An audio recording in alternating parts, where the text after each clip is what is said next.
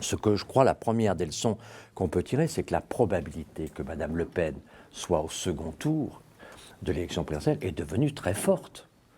Non seulement parce qu'on a un parti socialiste qui est particulièrement médiocre, non seulement dans son bilan, mais aussi dans ses attitudes politiques, ses divisions actuelles.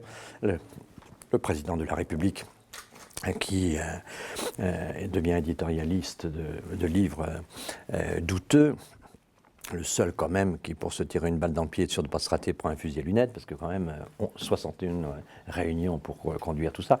Tout ça, ça dégrade complètement l'image de la fonction présidentielle, ça dégrade l'image du Parti socialiste. Résultat des courses, tout comme Lionel Jospin, qui n'a pas pu être présent en 2002 au second tour, la gauche a très peu de chances d'être présente au second tour.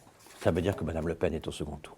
Et ça veut dire que pour nous, aujourd'hui, la question qui est posée par ce climat-là, c'est qui peut arrêter Mme Le Pen aujourd'hui? Qui peut battre Mme Le Pen? Et ça va se décider le 20 et le 27 avec les primaires. C'est là où on va décider le champion qui va affronter Mme Le Pen au second tour.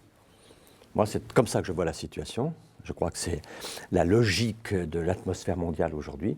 Le populisme fait que Mme Le Pen est à 25, 30, je ne sais combien, mais elle est qualifiée pour le second tour. Le PS, il y aura le candidat de la primaire et il y aura l'autre candidat qui n'aura pas été à la primaire, que ce soit M. Macron, M. Mélenchon, etc. Ça veut dire qu'ils ne feront pas les 25. Aucun ne fera le 25. Ça veut dire que nous avons été obligés de faire des primaires, nous, pour faire en sorte qu'on qualifie notre candidat au second tour. Donc celui qui va être choisi le 27 et probablement celui qui sera en tête dès le 20 va être le candidat contre Mme Le Pen. C'est-à-dire qu'on a en fait une présidentielle à 4 tours. Et tous ceux qui veulent participer au 3e, au 4e, on leur dit intéressez-vous au premier, parce que finalement, c'est peut-être le premier qui va décider quel sera celui qui aura la mission de bloquer Mme Le Pen dans le pays.